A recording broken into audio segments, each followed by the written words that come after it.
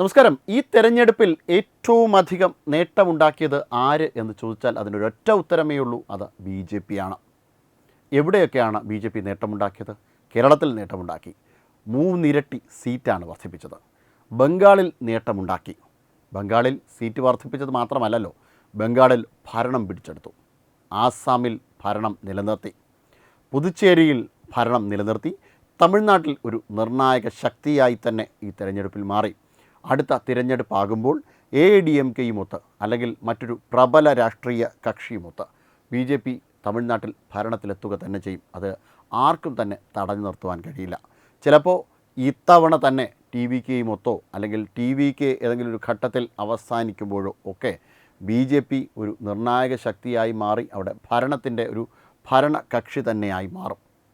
ഒരു ഘടകകക്ഷി എന്ന നിലയിലോ അല്ലെങ്കിൽ പ്രധാനപ്പെട്ട കക്ഷി എന്ന നിലയിലോ തമിഴ്നാട്ടിൽ ഭരണത്തിലെത്തും എന്നുള്ള കാര്യം ഉറപ്പാണ്. കേരളത്തിൻ്റെ സ്ഥിതി എടുത്താൽ കേരളത്തിൽ ഈ തെരഞ്ഞെടുപ്പിൽ 3 സീറ്റാണെങ്കിൽ 2031 ബി ജെ പിക്ക് ഒരു വലിയ മാറ്റം കൊണ്ടുവരാൻ കഴിയും ആ സീറ്റിൻ്റെ കാര്യത്തിലൊക്കെ. കാരണം 3 ടേമായിട്ടാണ് ബംഗാളിലും ബി ജെ പി ഭരണം നേടിയെടുത്തത്. ആദ്യം 3 സീറ്റായിരുന്നു, പിന്നീട് അത് 71 ഇപ്പോഴിതാ 200-ലധികം സീറ്റോടുകൂടി ഭരണത്തിലെത്തിയിരിക്കുന്നു. ഇതേ അവസ്ഥ തന്നെയായിരിക്കും കേരളത്തിലും. ഇപ്പോഴും ബി ജെ പിക്ക് ഇമ്പ്രൂവ്മെൻ്റ് ഉണ്ടായോ എന്ന് പലർക്കും സംശയം തോന്നും. 2021 തെരഞ്ഞെടുപ്പിൽ മത്സരിച്ച 89 ബി ജെ പി വീണ്ടും ഇപ്പോൾ മത്സരിച്ചിരിക്കുന്നത്. ഇവിടങ്ങളിൽ എങ്ങനെയാണ് കാര്യങ്ങളിൽ മാറ്റം എന്നൊന്ന് നോക്കാം. കഴിഞ്ഞ തവണ വോട്ട് ശതമാനം ബി ജെ പിക്ക് എത്രയായിരുന്നു? 14.8%. ഈ വർഷം അത് 16.34% ഉയർന്നു.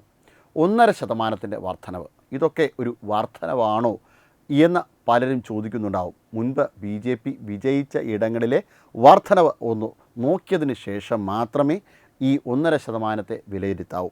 2ാം സ്ഥാനത്തെത്തിയ ഇടങ്ങളും നോക്കുക. 1% മുതൽ 2% വരെ വോട്ടുകൾ ത്രികോണ മത്സരം നടക്കുന്ന ഇടങ്ങളിൽ വിജയം നിർണ്ണയിക്കുന്ന പ്രധാനപ്പെട്ട ഫാക്ടറാണ്. വിജയിച്ച 3 ഇടങ്ങളും കഴക്കൂട്ടം, നേമം, ചാത്തന്നൂർ സ്ഥാനാർത്ഥികൾ മണ്ഡലം കേന്ദ്രീകരിച്ച് ദീർഘനാൾ പ്രവർത്തിച്ചിരുന്നു.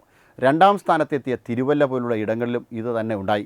ചാത്തന്നൂർ 8%, കഴക്കൂട്ടം 6.5%, നേമം 5.5%മാണ് വോട്ട് കൂട്ടിയത്. ഇതിൻ്റെ കൂടെയുള്ള ഗ്രാഫിൽ നോക്കിയാൽ ബി ജെ പിയുടെ പെർഫോമൻസ് ഇമ്പ്രൂവ്മെൻറ്റ് ഗ്രാഫ് കാണാം. ഇനി മൊത്തത്തിൽ 55 ഇടങ്ങളിലും ബി ജെ പിക്ക് വോട്ട് കൂടി, 23 ഇടങ്ങളിൽ വോട്ട് കുറഞ്ഞു. ഏറ്റവും വലിയ ഇടിവ് സംഭവിച്ചത് തൃശ്ശൂർ, മാവേലിക്കര, ആലപ്പുഴ എന്നിവിടങ്ങളിലാണ്. 4 മുതൽ 7% ഇവിടെ കുറഞ്ഞത്. അതിന് ചില പ്രത്യേക കാരണങ്ങളുമുണ്ട്. എന്തുകൊണ്ട് എന്നതിൻ്റെ ഉത്തരവും ഇതിൽ തന്നെ പറയുന്നുണ്ട്. കഴിഞ്ഞ തിരഞ്ഞെടുപ്പിൽ നിന്നും വന്ന മേജർ ഇമ്പ്രൂവ്മെൻറ്റ് വൻ നഗരങ്ങളിലെ ഗ്രോത്ത് റേറ്റ് ബി ജെ പിക്ക് ഇത്തവണ ചെറുപട്ടണങ്ങളിലും ഗ്രാമങ്ങളിലുമാണ്. ചെറിയ മുനിസിപ്പാലിറ്റികളിൽ 4% ബി ജെ പി വളർന്നത്. ഏറ്റവും വലിയ വളർച്ചയും ഇവിടെ തന്നെയാണ്. എന്തുകൊണ്ടാണ് ഈ കണക്ക് വീണ്ടും പറയുന്നത് എന്ന് ചോദിച്ചാൽ ഇത് ബി ജെ പിക്ക് വേണ്ടിയല്ല. അവരുടെ കയ്യിൽ ഇഷ്ടംപോലെ അനാലിസിസ് ടൂളുകളും ഇന്ത്യയിലെ തന്നെ ഏറ്റവും ടോപ്പ് റേറ്റ് അനലിസ്റ്റുകളുമുണ്ട്. ഇത് അറിയേണ്ടത് ഇവിടുത്തെ ജനങ്ങളാണ്. അവരുടെ മുന്നിൽ 2021 NDA പിടിച്ച വോട്ടും 2026 പിടിച്ച വോട്ടും തമ്മിലുള്ള കമ്പാരിസൺ മാത്രമാണ് എത്തുക. ആളുകൾക്ക് ബി ജെ പിയോട് യാതൊരു പ്രശ്നവുമില്ല. ഈ കണക്കുകൾ അത് കൃത്യമായി കാണിക്കുന്നുമുണ്ട്. അതായത് മാപ്രകൾ പലതും പറഞ്ഞ് തെറ്റിദ്ധരിപ്പിക്കുവാൻ നോക്കും. ബി ജെ പിയും ജനങ്ങളും തമ്മിലുള്ള അകലം വളരെ കൂടുതലാണ് എന്നും ഇവിടെ ഇനിയും അധികാരത്തിലെത്തുവാൻ ഒരുപാട് കടമ്പകൾ കടക്കേണ്ടി വരും എന്ന് ആവർത്തിച്ച് അവർ പറഞ്ഞുകൊണ്ടേയിരിക്കും. ആവർത്തിച്ച് അവർ അത് പറയുന്നതിൻ്റെ പ്രധാനപ്പെട്ട കാരണം അവരിൽ പലരും മറ്റു പല പാർട്ടികളുടെയും PR ഏജൻസികളാണ്. പക്ഷേ അത്തരം PR തട്ടിപ്പുകളൊന്നും കൊണ്ട് ബി ജെ പിയുടെ കേരളത്തിലെ വളർച്ചയെ തടയാൻ കഴിയില്ല. ബി ജെ പിയുടെ വളർച്ചയെ മൂടി വയ്ക്കുവാനും കഴിയില്ല. കാരണം അത്രമേൽ വളരെ ഡ്രാസ്റ്റിക്കായി വളരെ പെട്ടെന്ന് കേരളത്തിൽ വളരുന്ന ഒരു പാർട്ടി തന്നെയാണ് ബി ജെ പി. ബംഗാളിനെ നമ്മൾ നേരത്തെ സൂചിപ്പിച്ചതുപോലെ 3-ൽ നിന്ന് 71, 71-ൽ നിന്ന് 207 ആയതുപോലെ തീർച്ചയായും ഇവിടെ കേരളത്തിലും അത് സംഭവിക്കുക തന്നെ ചെയ്യും. അതിന് വളരെ ദൂരമൊന്നും കാത്തിരിക്കേണ്ടി വരില്ല. 2031-ലോ 2036-ലോ ബി ജെ പി കേരളത്തിൽ ആ ഒരു തരത്തിൽ തന്നെ വളരും എന്നുള്ള കാര്യം ഉറപ്പാണ്. ഇവിടെ എന്താണ് കേരളത്തിൽ ഇടതുപക്ഷത്തിന് സംഭവിക്കുന്നത്? ഇടതുപക്ഷത്തിൻ്റെ ഹിന്ദു വോട്ടുകൾ കൊഴിഞ്ഞു പൊയ്ക്കൊണ്ടേയിരിക്കുന്നു.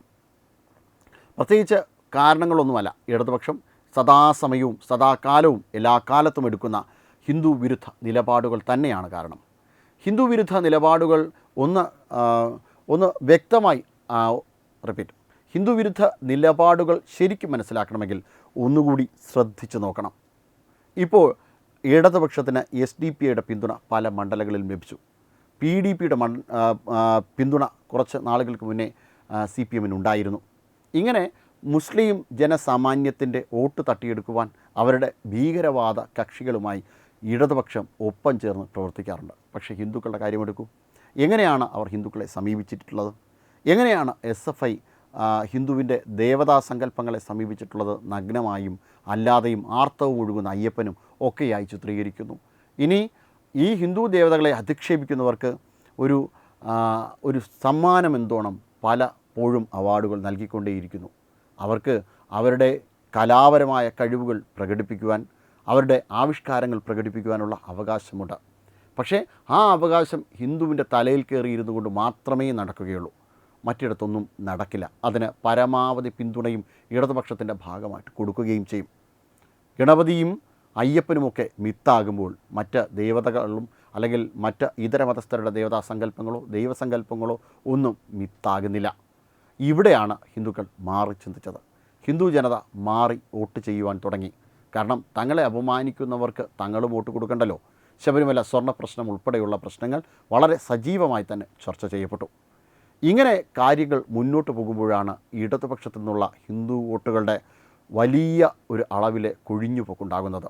ഈ വോട്ട് ചോർച്ചയാണ് BJP അധികാരത്തിലെത്തിക്കുവാൻ പോകുന്നത്. കാരണം ഹിന്ദുക്കൾ ഇടതുപക്ഷത്തെ മടുത്തു കഴിഞ്ഞു. തീർച്ചയായിട്ടും കോൺഗ്രസിൽ കൂടിയുള്ള ഹിന്ദു വോട്ടും BJP പാളയത്തിലേക്ക് എത്തുന്നതോട് തീർച്ചയായിട്ടും കേരളം ഭരിക്കുവാനുള്ള ഒരു കംഫർട്ടബിൾ മെജോറിറ്റിയിലേക്ക് അവർ എത്തുമെന്നുള്ള കാര്യം ഉറപ്പാണ്. ഒപ്പം ഏതെങ്കിലും ഒരു ന്യൂനപക്ഷത്തെയും കൂടി അവർക്കൊപ്പം ചേർക്കുമ്പോൾ തീർച്ചയായിട്ടും അത് വലിയ മാർജിനിൽ അവർക്ക് വിജയിക്കുവാൻ കഴിയും. ഇപ്പോഴുണ്ടാകുന്ന താൽക്കാലികമായ തർക്കത്തിനപ്പുറം ആ പ്രശ്നം ഇനിയും നീണ്ടുപോകാൻ ഇടയില്ല. അങ്ങനെ വരുമ്പോൾ കേരളത്തിൽ BJP ഉണ്ടാക്കാൻ പോകുന്ന ഒരു ചലനം ഒരു വലിയ ചലനം തന്നെയാണ്. അത് ഭരണത്തിൽ ഒരു വലിയ ഞെട്ടിക്കൽ തന്നെ ഉണ്ടാകും. ഭരണത്തിൽ ഒരു വലിയ കുതിച്ചുചാട്ടം തന്നെ ഉണ്ടാക്കും. അല്ലെങ്കിൽ ഭരണരംഗത്തേക്ക് എത്തിക്കുവാൻ BJP അത് സഹായിക്കുക തന്നെ ചെയ്യും. അതിനെ അധിക നാളൊന്നും BJP തടഞ്ഞു നിർത്തുവാൻ കഴിയില്ല. NDA തടഞ്ഞു നിർത്തുവാൻ കഴിയില്ല. അതിന് മാധ്യമങ്ങളുടെ എത്ര തന്നെ പിന്തുണയുണ്ടെങ്കിലും അത് സാധിക്കില്ല എന്നുള്ള കാര്യം ഉറപ്പാണ്. വെബ് ഡെസ്ക് തത്വമൈ ന്യൂസ്.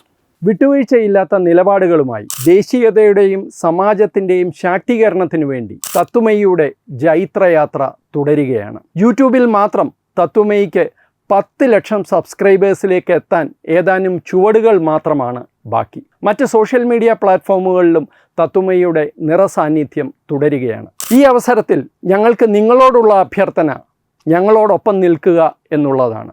നിങ്ങൾ ഉപയോഗിക്കുന്ന ഏത് സോഷ്യൽ മീഡിയ പ്ലാറ്റ്ഫോം ആണെങ്കിലും ഞങ്ങളുടെ വരിക്കാരാകുക, ഞങ്ങളെ സബ്സ്ക്രൈബ് ചെയ്യുക, നിങ്ങളുടെ സുഹൃത്തുക്കളിലേക്ക് തത്വമയിയുടെ ഈ സന്ദേശം പ്രചരിപ്പിക്കുക. ഞങ്ങളോടൊപ്പം നിൽക്കൂ, രാഷ്ട്രത്തോടൊപ്പം നിൽക്കൂ, ദേശീയതയ്ക്കൊപ്പം സഞ്ചരിക്കൂ.